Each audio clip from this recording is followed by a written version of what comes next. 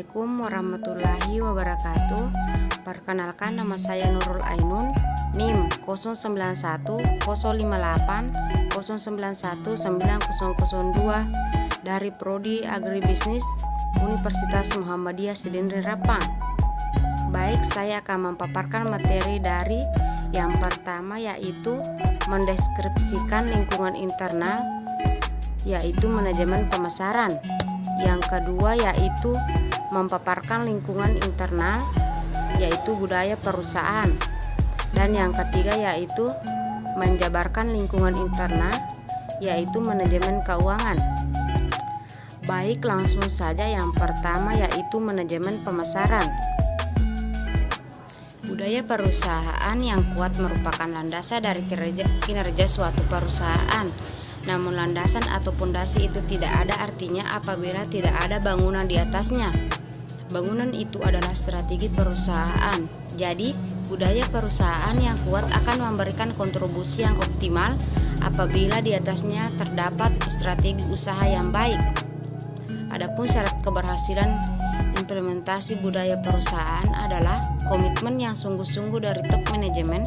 Apabila pimpinan puncak tidak meyakini budaya perusahaan yang dirumuskan, pasti budaya perusahaan tidak akan jalan. Sebaliknya, jika pimpinan puncak memiliki komitmen, dapat dipastikan budaya akan berjalan. Adapun kegiatan pemasarannya yaitu harus memperhatikan beberapa faktor seperti kebutuhan konsumen, kompetisi produk, aspek demokratis, dan aspek geografis. Pelaku penjual atau pengguna juga harus didukung oleh beberapa faktor seperti aliran komunikasi, harus barang dan jasa, perputaran uang, dan harus informasi.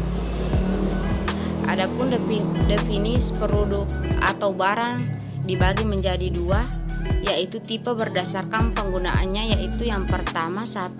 Klasifikasi barang atau produk konsumen.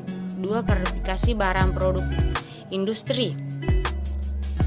Kemampuan perusahaan dapat menentukan kekuatan memiliki kemampuan untuk membaca pergerakan pasar, menganalisis pesaing dengan baik, melakukan evolusi dan revolusi teknologi, dan terakhir memanfaatkan kemampuan sumber daya yang dimiliki.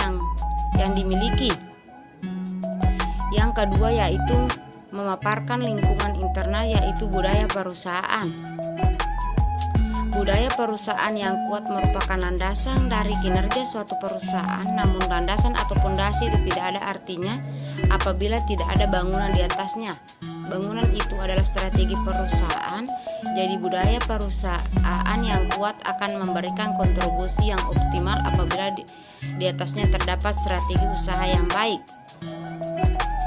Adapun syarat keberhasilan implementasi budaya perusahaan adalah komitmen yang sungguh-sungguh dari top manajemen. Apabila pimpinan puncak tidak meyakini budaya perusahaan yang dirumuskan, pasti budaya perusahaan tidak akan jalan. Sebaliknya, jika pimpinan puncak memiliki komitmen, dapat dipastikan budaya akan berjalan.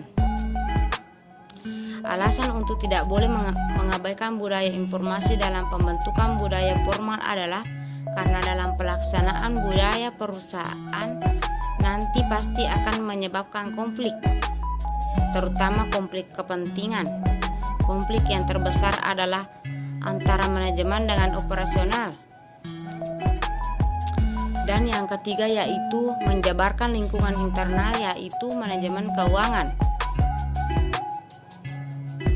Beberapa definisi manajemen keuangan. Yang pertama yaitu manajemen keuangan adalah aktivitas pemilik dan manajemen perusahaan untuk memperoleh sumber modal yang semurah-murahnya dan menggunakannya seefektif, seefisien, seproduktif mungkin yang menghasilkan. Dan yang kedua yaitu manajemen keuangan dapat didefinisikan dari tugas dan tanggung jawab manajer keuangan. Meskipun tugas dan tanggung jawabannya berlainan di setiap perusahaan, tugas pokok manajemen keuangan antara lain yaitu keputusan tentang investasi, pembiayaan kegiatan usaha, dan pembagian dividen suatu perusahaan.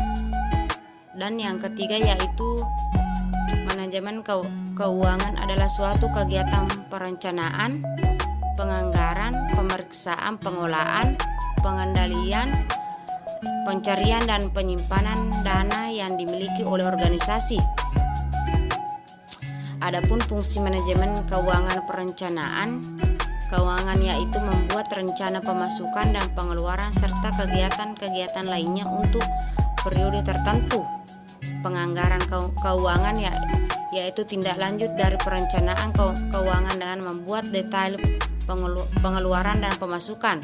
Pengelolaan keuangan yaitu menggunakan dana perusahaan untuk memaksimalkan dana yang ada dengan berbagai cara. Pencarian keuangan yaitu mencari dan mengeksploitasi sumber dana yang ada untuk operasi. Adapun tugas manajer keuangan, tugasnya antara lain adalah sebagai berikut: perolehan dana dengan biaya murah, menggunakan dana efektif dan efisien, analisis laporan keuangan, analisis lingkungan internal dan eksternal yang berhubungan dengan keputusan rutin dan khusus. Adapun tanggung jawab manajer keuangan, adapun keputusan keuangan yang menjadi tanggung jawab manajer keuangan dikelompokkan menjadi 3 jenis. Yang pertama yaitu mengambil keputusan investasi atau pembelanjaan aktif atau investment decision, dan yang kedua mengambil keputusan pendanaan pembelanjaan pasif atau financing decision. Yang ketiga yaitu mengambil keputusan dividen atau division. Itulah yang sempat saya paparkan. Lebih dan kurangnya, Assalamualaikum warahmatullahi wabarakatuh.